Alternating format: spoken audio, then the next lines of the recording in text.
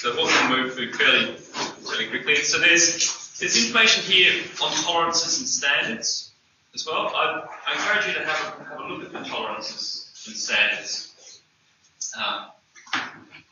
section here as well. It's often a question. I often get questions about that. People saying, well, okay, this is, these are the measurements. These are what we have to build to.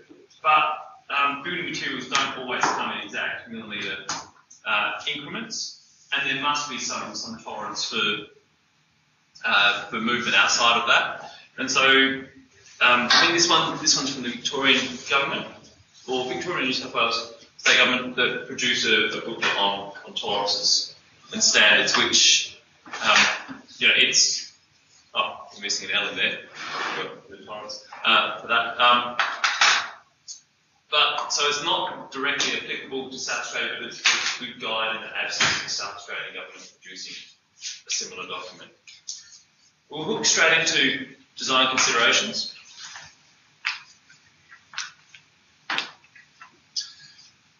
So for our not every site is alike, and embedded design is site responsive. We have to look at the site, the climate, the location, the intended use of the building, and design for that. So as I said, not all sites are alike. As we can see in those three examples there, we would approach each one of those very differently, as we would approach also if we were building in a township. We would approach that quite differently. The things that affect building: size of the block, shape of the block.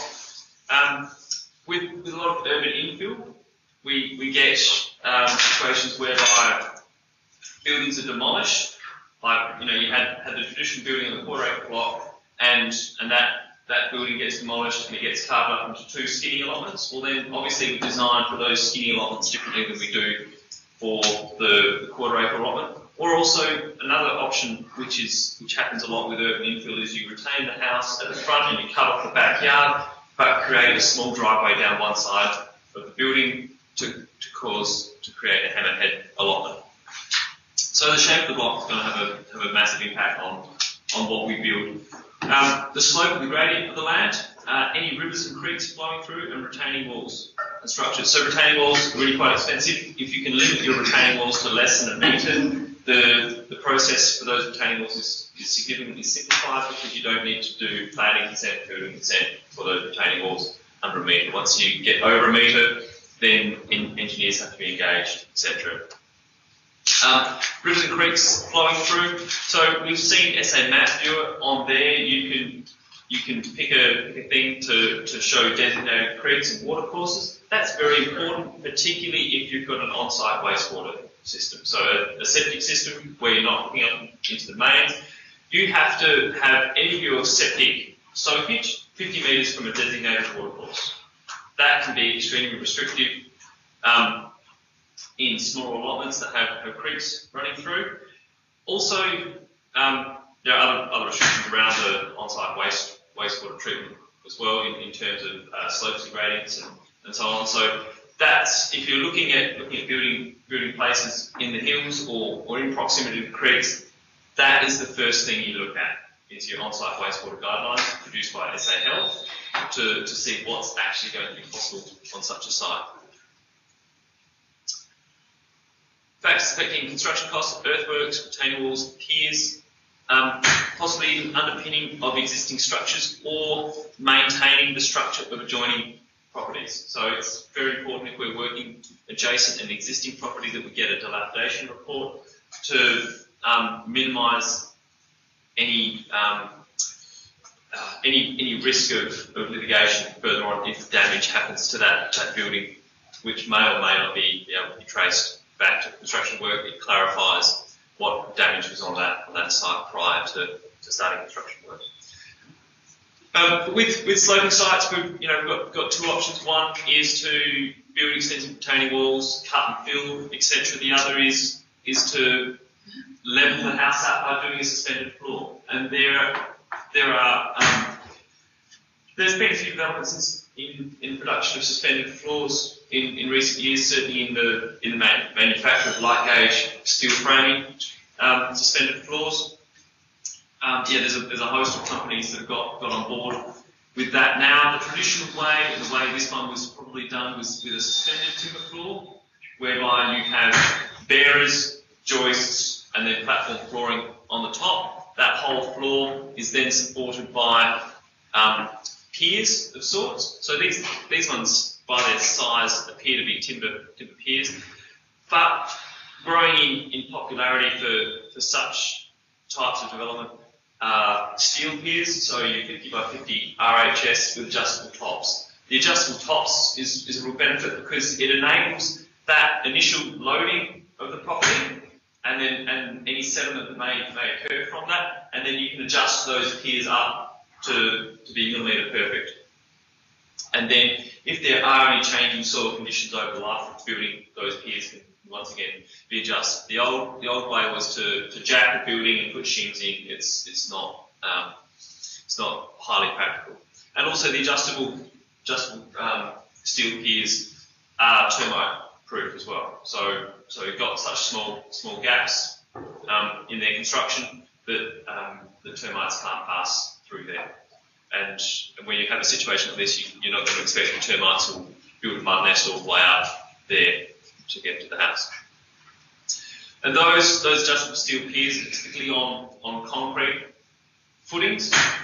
If we've got a particularly stable site, well, then those concrete footings might actually be fairly simple, shallow piers, 450 deep or so by 450 in diameter.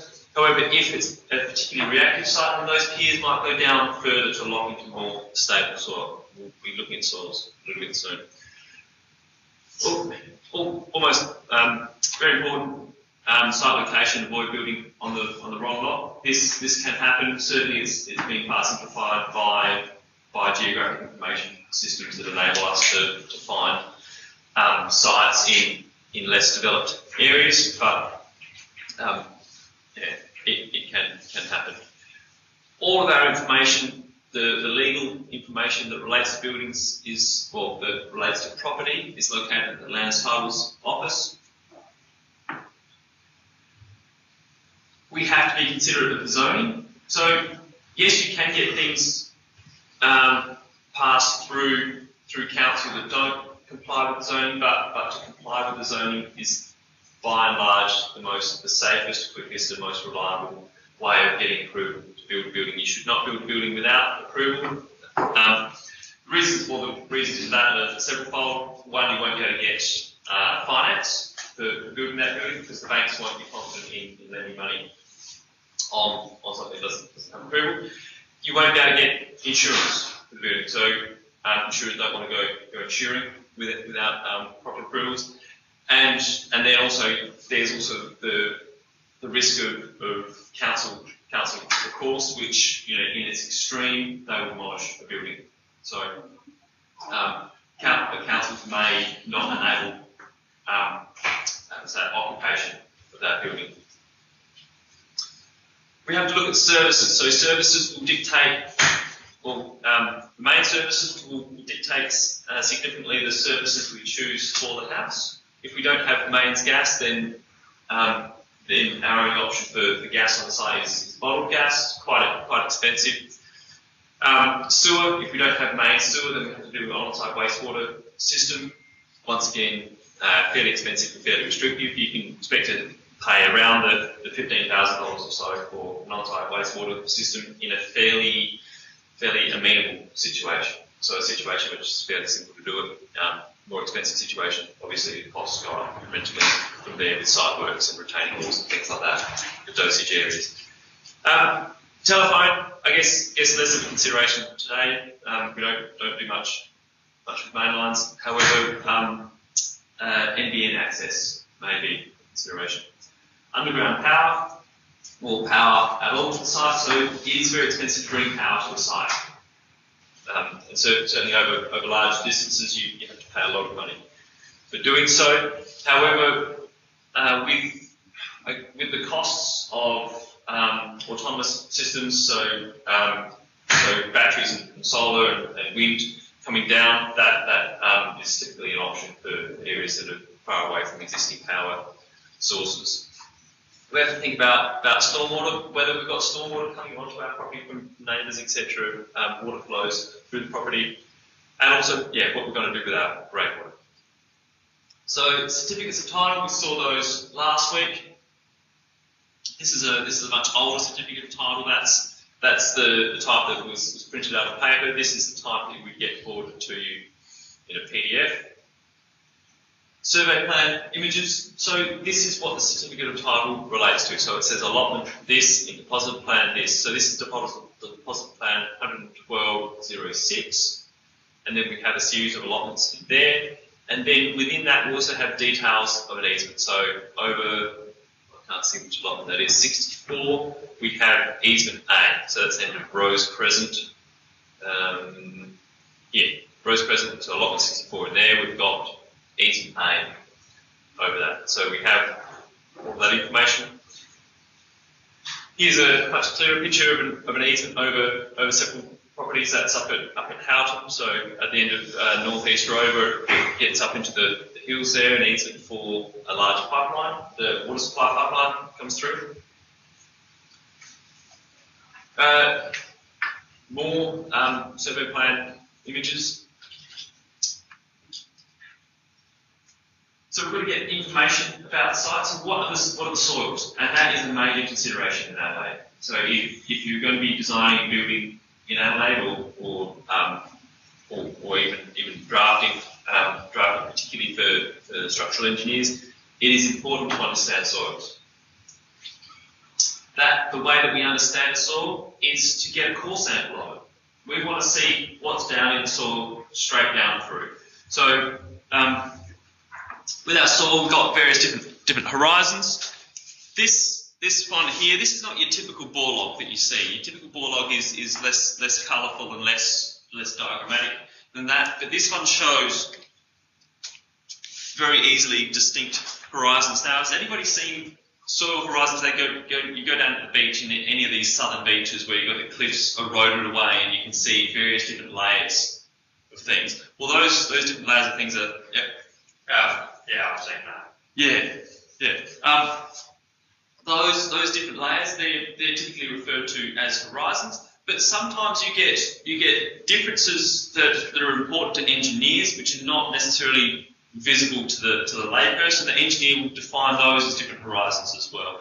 So we might have like layer or horizon A, but the top bit of horizon A has got a lot of organic matter in it.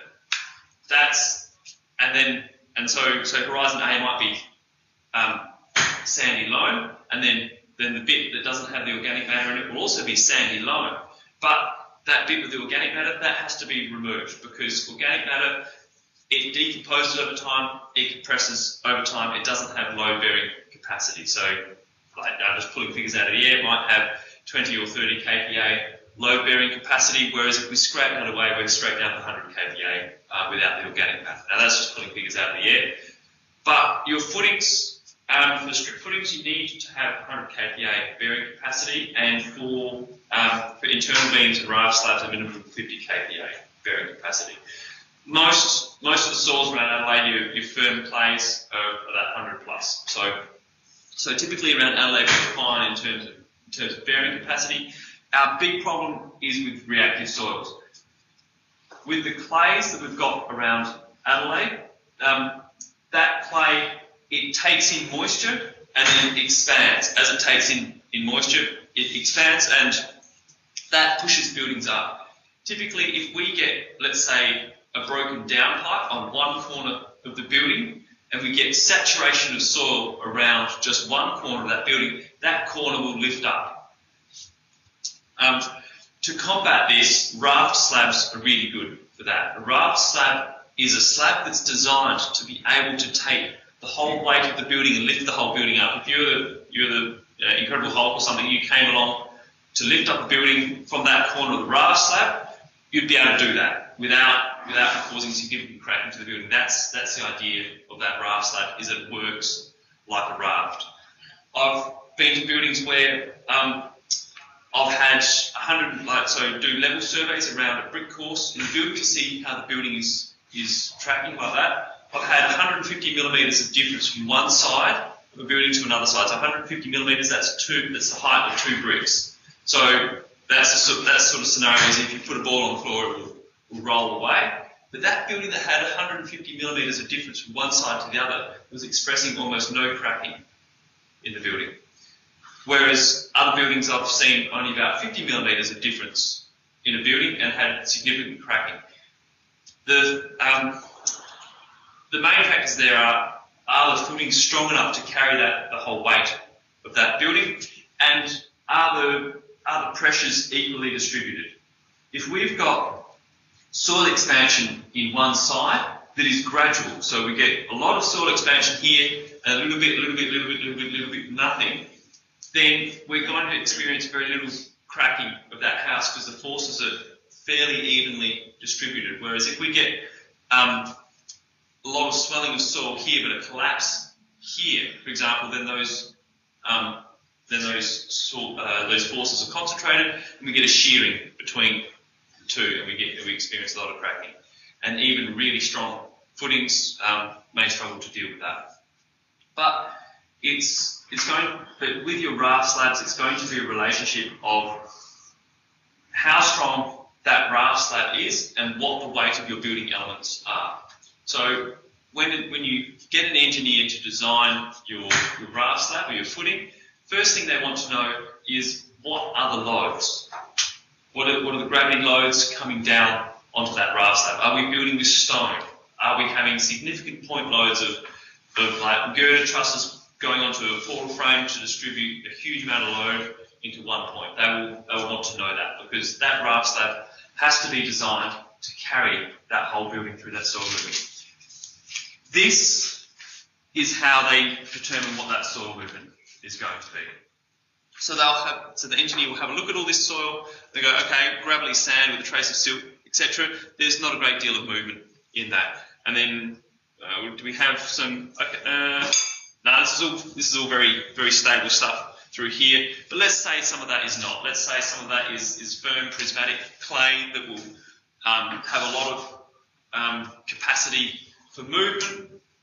The engineer will have a look at that and go, all right, that clay does have very high capacity for movement, and they'll determine a Y value. So that Y value is an expression of expected expansion and contraction of that clay through the worst case scenario. So from drying through to saturation, how much expansion can we expect?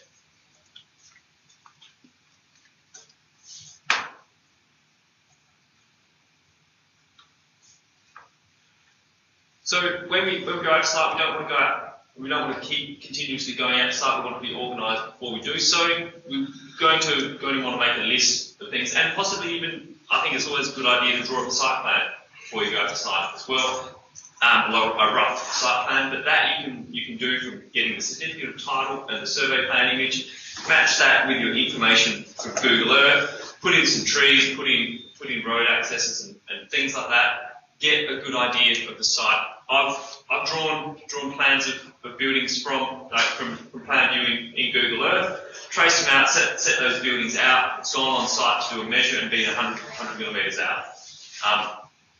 You can't rely on it, but you can get relatively accurate, indicative information initially very quickly. And I think that's a good idea, because to get a rough site plan drawn up enables you to organise your information a bit. You want to be looking at things like significant trees. If you've got significant, or what they're also called, I can't think of the name. So council has two classifications of trees which should be considered for retention. One of them is significant, the other one is, I can't remember what the other one is called. But councils will sometimes say you cannot remove this tree unless you have an arborist report that says that tree is dangerous, etc. So you have to be aware of those significant trees. You can't just plan to remove trees.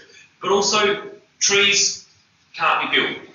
trees can't be introduced to a site very quickly. Typically, a lot of the species of trees which do get, you can bring in and that do grow quickly and are not always the most desirable trees to have on site as well. So often planning around trees and thinking about the retention of trees and inclusion of trees is an important consideration. So we want to document that. We want to document how wide the trunk is, and then if the trunk is splitting into sections, measure around those sections as well, because that will also be used to determine whether a tree is a significant tree or not.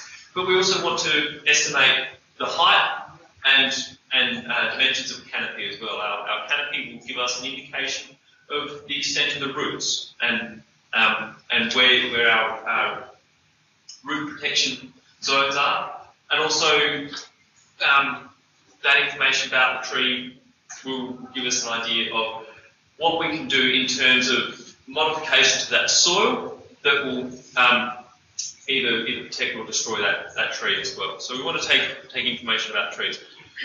Definitely have a look to see if sewer is available. Now that can be done on SA Map Viewer prior to going on site. Have a look for fencing, condition of fencing, type of fencing. If we've got brush fencing, then there are considerations around that. Typically we can't build within 3 metres of a brush fence because of the fire risk, so that brush fencing. So that might need to be replaced or removed. Also, it's good to get a boundary survey done on a property as well, particularly when it's in an older urban area that hasn't been built on for a while, or in areas where an accurate boundary is a very important thing, because fences don't always sit on boundaries. Have to look for buildings and other structures, and whether things were there previously, houses with cellars underneath, etc., that are being filled with all sorts of junk, etc. Rivers and creeks, potholes and mounds might also be indicative of things like rubbish pits and whatnot. So prior to council organised waste collection, people around the place used to dig a big hole, chuck their stuff in there, burn it every once in a while, and then that sort of gets filled in. It's not a great place, not a great situation for building upon, because there's no real load-bearing capacity within those pits. Also down the sort of northwest of the city through there, we've got clay pits as well. Some of those clay pits have been filled with all sorts of things, unknown stuff. You can't use that as load-bearing capacity for pudding. So you've got to do piers down through that, which would be very expensive. Get or produce a contour plan. So a contour plan you can produce, well, you can get contour plans off at SA Map Viewer as well, typically in 5 metre increments, and in some of the urban areas it's in 2 metre increments. Typically we'll want a contour plan in around 200 millimetre increments for building on, or at minimum half metre increments.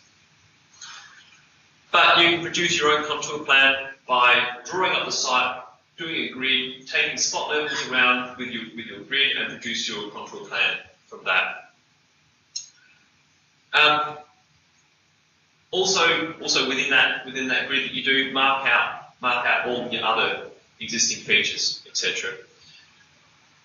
And when doing your level survey for producing your contour plan or getting an idea of the slope of the allotment, you'll have a bench level, and then you have you have a datum and a recorded and a reduced level. The datum is the point at which you always keep referring. That's typically measured or expressed as 0. Always choose a datum which is going to be very reliable, something that's not going to move, and something that can be viewed from most places, if not everywhere, on the allotment. Things like taking a datum on a fence or on a steel pin in a driveway, which is going to be done or something, is not the most reliable thing to do, because you may take that datum and then bulldozers come in and change everything.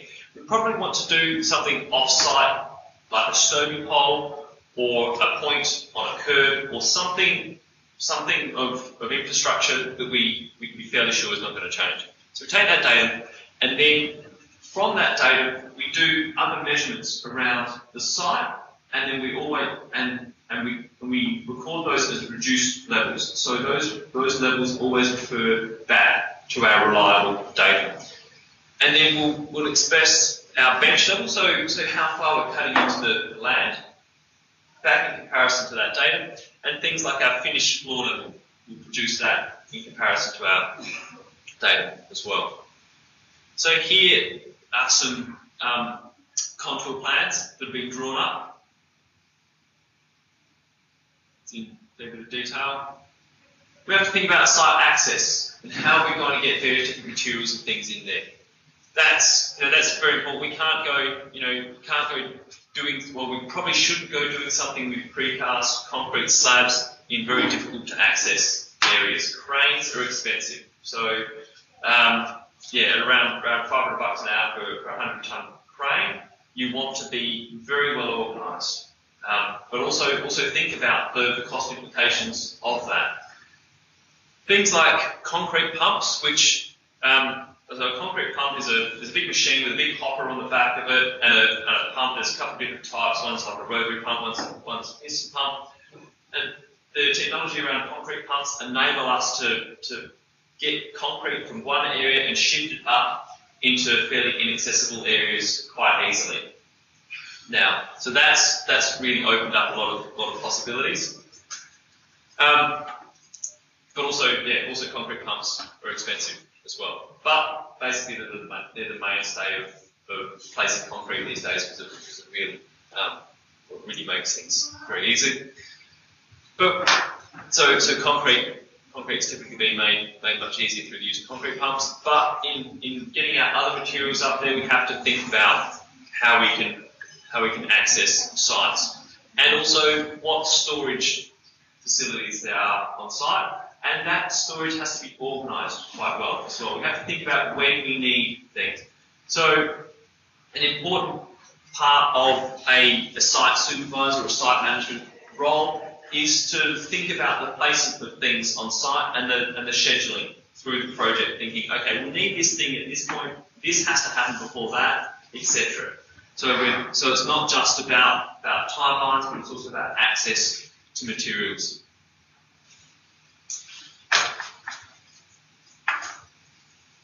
Have a look at what's on adjoining properties. So we might have overshadowing considerations. We might have considerations in terms of protecting of footings, etc.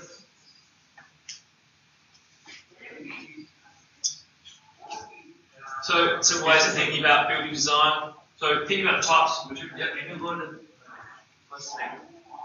Go back. Was it dilapidation? Oh, dilapidation report? Yeah, I'm sorry, I skipped through that because I mentioned that earlier in the slides. A dilapidation report is a report that takes in a very detailed snapshot of the condition of surrounding properties prior to you carrying out your work.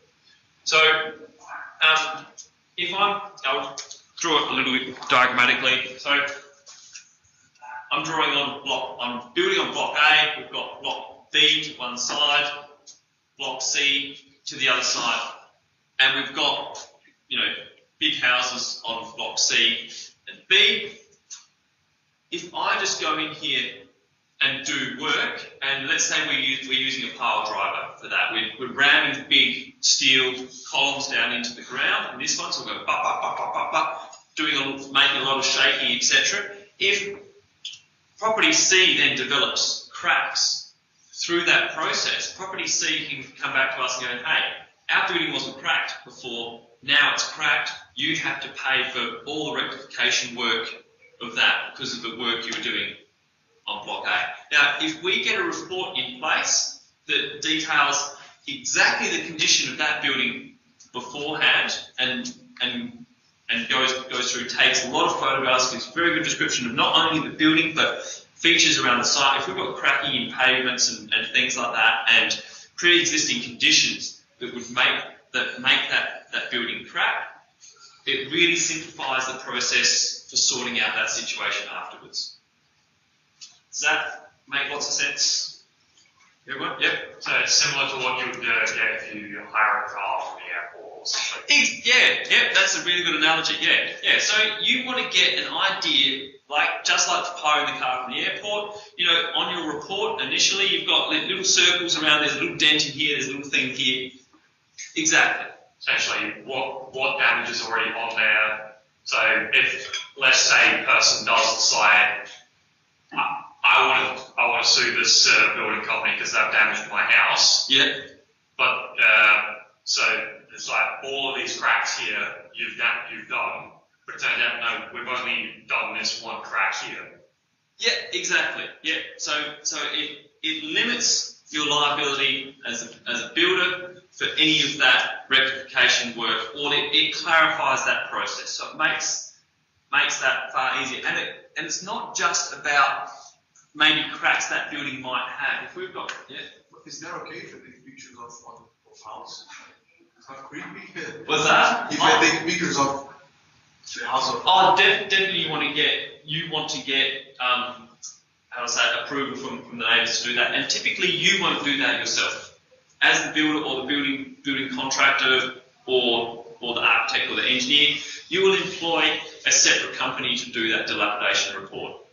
It's a good idea to keep that at arm's length, because then that company that produced that dilapidation report, they have insurance for those things, but then it's about them gaining access to that property.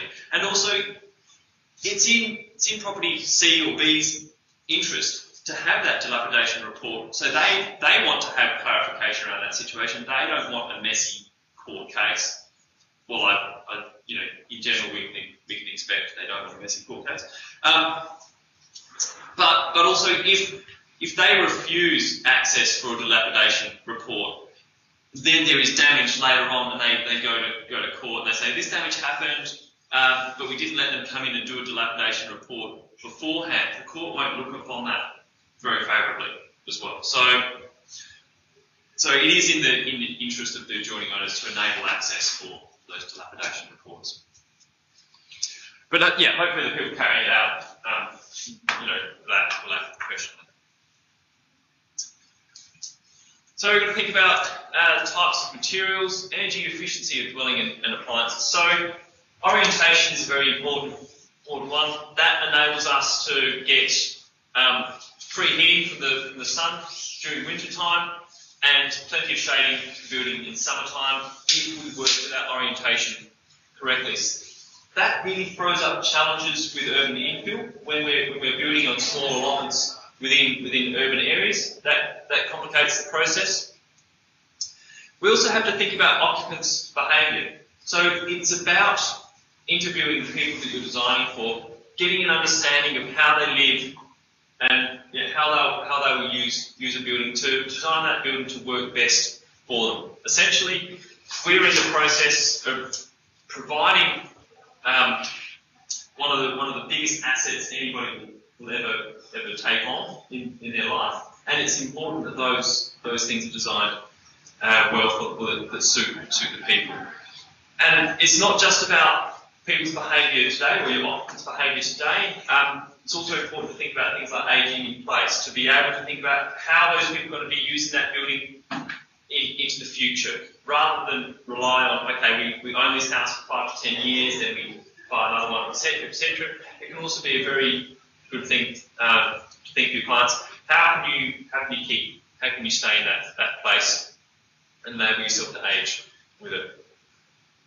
Building design must comply with the building regulations, National Construction Code, VCA. You're going to learn a lot more about that in subjects like compliance, nuts and bolts, but that you've got two approaches within the National Construction Code: a performance solution or a deemed to satisfy solution. Performance solution says if the building is built in this way and it keeps the water out in this manner, then that meets the performance solution, and then that has to be certified by an engineer. Or we can go, right, deemed satisfied is gutters at this particular volume, slope with downpipes, etc. keeps water out that way. That's our deemed to satisfy. So we follow the recipe, it's deemed to satisfy. If we engineer another solution and have that certified, it's the performance solution. We've got to achieve a 6-star energy rating. Actually, I haven't poured over. Has anybody had a look at the 2019 release of the National Construction Code? Yeah, I've been a bit flat out recently to have a look at that. That's coming out it's scheduled for release in 1st of May, so it doesn't relate to, to what you guys will be doing this semester. There may be some changes in regards to energy and so on in there. I'm keen to have a look at that at some point in time when I've got a bit more spare time. But currently, like our performance solution or our Deemed to Satisfy, there are two different approaches to energy assessment under the National Construction Code. One of them is to have an energy assessor do an assessment to say this meets those performance requirements, or you can follow a Deemed to Satisfy solution where you have a certain amount of glazing and insulation and so on to meet the energy rating. By and large, the most common approach is to actually have an energy assessor do an assessment of the building to meet that 6-star. When you have access to those computer programs, is that typically something that only the assessors can access? Or can we go about designing in alignment with that, or through the process? Yeah, I used to do some energy assessment stuff but for New South Wales, which is different than in South Australia. I think we paid for a license for that. So yeah, I imagine none of those programs are free for doing it without a license. And also, if you're going to be carrying out energy rating assessments that actually carry weight, that can actually carry certification, then you need to be certified yourself to be using those systems and impose Rather that. than getting to the assessor though, and you could have easily made some changes in the beginning. You just want to save that time and money and effort, really. Yeah, certainly, yeah. And just by tweaking it a little bit. Definitely understand what you're talking about. I've got an Excel spreadsheet that, if you enter your Excel spreadsheets and so on, it makes good sense. If Excel spreadsheets is something new to you, it's a thing to navigate. I've got one that you can plug in all your figures. It gives you a rough idea, and then you can change your things. And That sounds great. So. Because there really isn't anything like that available. I think there's no the framework isn't that clear. Yeah. And you can't actually design a line up or measure it against. Yeah. Framework. So that is a good point. Because really, from a sustainable design perspective, that's really the only key that holds much weight. If that makes sense. Yes. From a client's perspective, or if someone's selling a house, the energy star rating, I guess, is probably the only real measurement we have at this stage. Yeah. That sort of sparks interest. Yeah. People respect. And possibly, I don't think the process of getting certification for doing energy assessments is too onerous. I don't think there's a whole lot that needs to be done. I don't think there's a whole lot of study. Maybe it's a good idea It's on the list. Yeah. Just looking for a shortcut. Yeah, exactly. Well, I've got something which is a bit of a guide. I'll share that with you. In coming weeks. But like those energy rating assessments, they don't always reflect a true situation as well. Like any general model that can be applied to something, they're not always a really good reflection of the performance of a building or of how a building ends up being comfortable for the occupants as well, and how much occupants are going to use, because they are generalised models. They say, okay, if you've got this orientation, this size window, this type of glazing, etc., and those trees, then the building is this particular star. But they do favour things like a very well sealed building, so a building which encapsulates air, keeps that air inside there, and then that climate can be controlled inside the building. Whereas you've got buildings like your traditional Queenslander, which is a building which is designed to be opened up, have a lot of airflow through it, shed heat in the evening, so you get cool sleep during the day, provide lots of shade. Cool sleep during the night, provide lots of shade during the day. Such a building is actually a fairly good response to a tropical climate, but will perform incredibly badly when you do an energy rating assessment on it. So yes, it is important to both understand the energy rating assessment, but also understand how buildings perform, how we can design buildings to go beyond those energy rating assessments as well. Those simple principles: living areas facing north, bedrooms to the south side. So that way so the southern side of your house always typically stays cooler than the northern side of your house. So the northern side of your house cops that sun in winter time, and if it's adequately shaded, doesn't cop sun during the summertime. But then the southern side of your house doesn't cop sun at any point in time. It's much better to have cooler bedrooms. By and large, people sleep better when they're cooler. But for our living areas, we want our living areas to be responsive or to work counter to our climate, so it'd be cool in the summertime, warm in the winter. Also, because we've got sun coming up in the east and setting in the west, so summer solstice, that's when where the longest. What's that? Yeah, longest day. Yeah, exactly. Thank you. You've got sun coming up almost due east and setting almost due west. So if you've got windows there, you're going to get sun pouring in there till sort of 10 or 11 o'clock in the morning, and probably after about 7 o'clock you don't want any more sun into your windows. So windows facing east and west, typically not a good thing, and particularly west facing windows in the summertime. So it's good to put a carport on that side of the house or something, separate that house from that side of the house from the direct heat of the sun.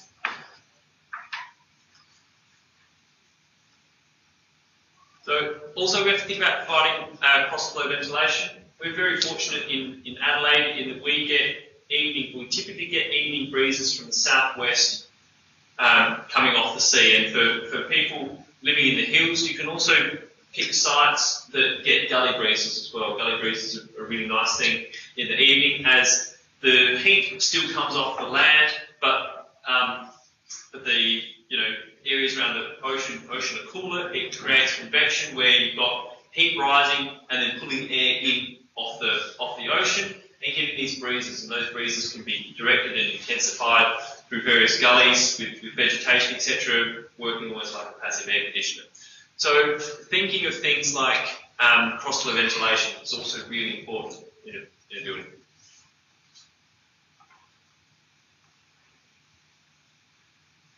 So there's a typical layout of the ultimate passive solar house. All the bedrooms along the south, kitchen to the eastern, northeastern corner, living room, next to that, garage on the western side. But of course, your site's not always going to enable the generic ultimate passive solar house. You have to be creative in thinking about how you can incorporate that. One aspect is to have things like clear-story windows, which enable light into a building, and that elevates essentially your light source above other buildings. So if you had a building here, a very big, tall building on the northern side of that house, you couldn't use the traditional north-facing windows to gain all that. So you might go with something like a clear-story window that enables that solar access in winter, but in summer, when the sun is very high in the sky, you have some adequate shading to shade all those windows. Some general principles for in South Australia that relate to the width of an eave in relation to the height from the sill of the window into the underside of the eaves. So the width of your eave should be 45% of that overall height. And then this section, so from the head of the window to the underside of your eave, should be about 30% of overall height from sill to underside of the eave. So it's just that's for directly north facing. Once you get sort of 30 degrees either way, then things change. You use plants like air conditioners as well. Plants suck moisture up out of the ground and evaporate that moisture through their leaves, get cooling breezes coming through there. It helps cool the house. Also, if you're building in bushfire-prone areas, things like deciduous trees are also really good ember catchers as well. So a lot of fires happen through the travelling of embers. If you've got vegetation, and I've even seen it. Typically your native vegetation is renowned for being like a really good fire source or a fire intensifier. Once your native vegetation has oils and so on in their leaves, once they get hot, those oils start evaporating and they burn really well. But I've seen situations whereby even belts of native vegetation have been able to catch lots of embers and slow a fire. So we had the primary fires out north of Adelaide. There was an incredibly fast moving fire through a lot of cropping lands. So it was travelling on about 40 kilometres an hour at its fastest point, and it's very intense. But there were belts of native vegetation through there that helped stop that fire and protect buildings there. But even better than that, things like vines and some of your introduced deciduous trees that don't have the oils in their leaves that produce that intensify fire can also be a really handy thing in bushfire-prone areas. So covered that. For the legal side of things, in terms of designing climate, within South Australia we've got various different climate zones. So within the metropolitan area we're climate zone 5, and then in the hills down the Fluid, Kangaroo Island, and then in the southeast they're climate zone 6. So the higher the number of your climate zone, a rule of thumb is a cooler climate. But then if we travel outside of those coastal areas, we get significant swings in temperature from day to night. So if anybody who's travelled, has anybody travelled out to the desert up north? Yeah. A little bit of that. You would have seen, incredibly hot days and really cold nights. Yeah. Because we don't have a great cloud cover. Was that? There's no cloud cover, Yeah. essentially. Yeah, no cloud cover, no moisture in the soil, very little moisture in the soil, no great body of water right next to us. So you just get direct sun all day, and then there's nothing. There's no heat coming off of anything during the night. No, exactly. Yeah. So huge swings in temperature. One way, and this is definitely not unique to Cooper Pedy. There are places around, all around the world, where there's a lot of people living underground or traditional, dwellings cutting the soil. But we've got that up at Cooper Pedy. It's kind of interesting place to visit. But that's another way of, I guess, essentially dealing with those dramatic swings in temperature between day and night.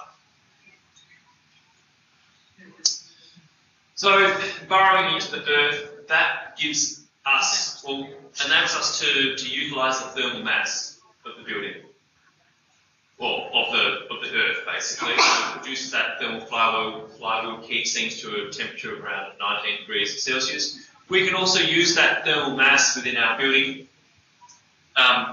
by introducing heavy elements such as a concrete slab. So a concrete slab during the day takes up a lot of energy from the sun, gets warmed up by the sun, then through the night distributes that energy, that warmth throughout the house. You can also have heavyweight elements like brickwork on the inside of a wall to increase thermal mass. A table over here showing the scale of thermal mass for various different materials. That's kilojoules per cubic metre. So water is a fantastic one. There was a Grand Designs Australia for a guy who built a house at Stonyfell, an engineer there, built it around a big square water tank. So the square water tank was the internal structure of the building. So it fills that full of water. You can utilise the thermal mass of that water. As we look at this table, water has the highest capacity for taking up and then redistributing warmth over time of any of the materials in this table here. So a central tank of water can produce a lot of thermal mass, but we can incorporate concrete into a building. But what's the downside of concrete in an environmental perspective? Probably a few actually. You want to think of it? It's somewhat toxic. Yeah, it's somewhat toxic. Yeah, it's corrosive. You get it in your eyes and things like that. It's Not exactly the best thing to be introducing into the environment. No.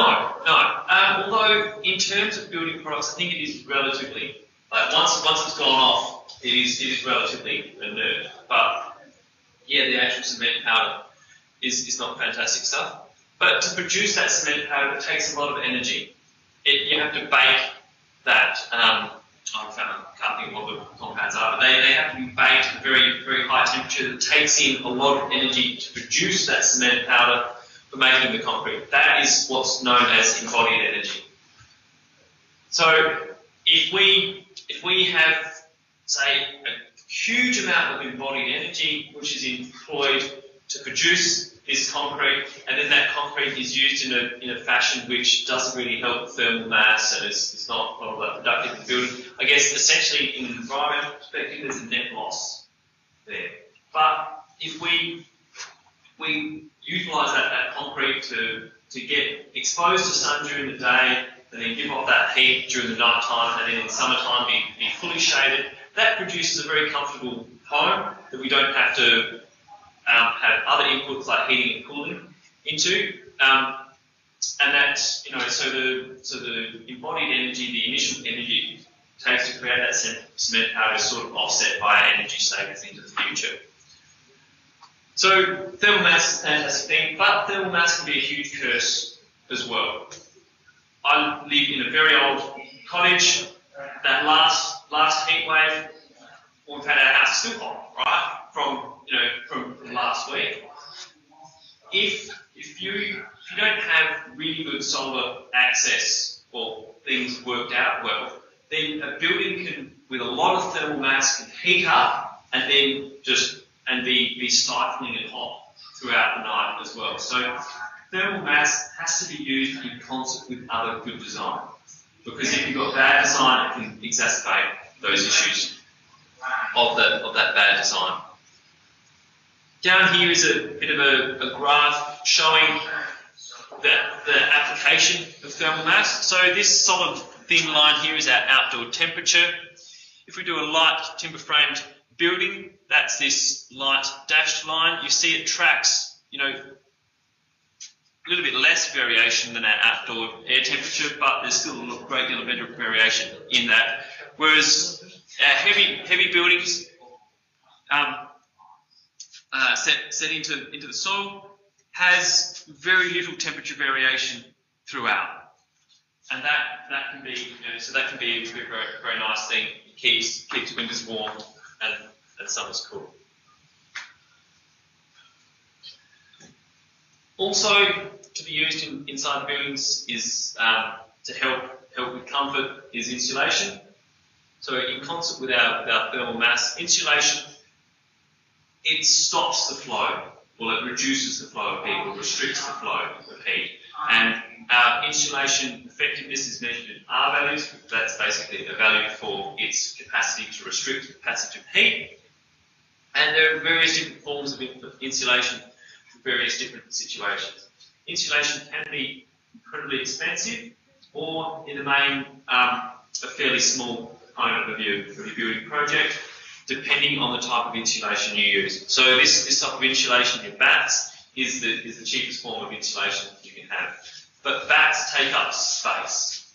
So if you're going to be designing and using insulation bats, you've got to enable the space for them to be fully lofted, to be fully expanded. Otherwise, their insulation capacities are reduced. Insulation, like pumped-in insulation, is also good, but it's one of those mid-range cost insulations that coats things well and doesn't get gaps. So your batt insulation, if that's installed poorly, you get little gaps there and areas that are uninsulated. Whereas when you get your loose fill or bulk insulation pumped in, then that can fill up all those little gaps quite well. With your steel framed houses, it's mandatory now that you have an insulation like this, separating your steel elements from the external, because what you get, particularly with steel, is a great deal of conduction of heat. If you get a piece of timber and you put a hot element on the side of that piece of timber, you can probably keep your hand there for a long time. Timber doesn't conduct heat very well. If you get a piece of steel and put a hot element there, the heat travels through that steel very rapidly. For that reason, it's now mandatory that you use an insulation break on your steel framed houses.